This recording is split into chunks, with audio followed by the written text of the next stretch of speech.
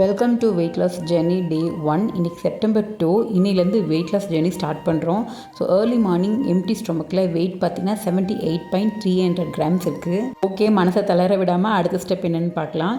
நான் ஃபிசிக்கல் ஆக்டிவிட்டியாக எடுத்துக்கிறது வாக்கிங் தான். எங்கள் வீட்டை சுற்றி நிறைய இடம் இருக்குது. ஸோ இதை பெனிஃபிட்டாக எடுத்துகிட்டு நான் வாக்கிங் தான் பண்ண போகிறேன்.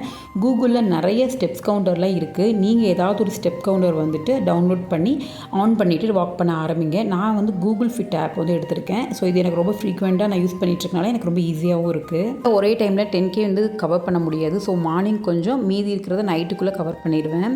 அதில் நான் இப்போ 2 மீல் இன் அ டே அந்த ஸ்டேஜில் இருக்கேன். Morning or lunch or dinner.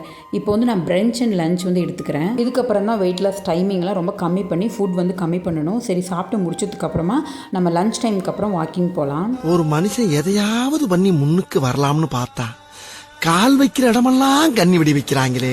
Never give up. மழை விட்டதுக்கு அப்புறமா நம்ம நடக்கலாம். மழை விட்டாலும் இந்த இடம்லாம் ரொம்ப சதன்னு இருக்குது. ஸோ நம்ம வீட்டுக்குள்ளேயே நடக்கலாம். வீடு கொஞ்சம் நீளமாக இருக்கிறனால அதுலேயே நடக்கிறதுக்கு இன்னும் ரொம்பவே கம்ஃபர்டபுளாக இருந்தது. இவ்வளோ கஷ்டப்பட்டு ஃபுட் கண்ட்ரோல் பண்ணி எல்லாம் பண்ணிட்டு இருக்கும் போது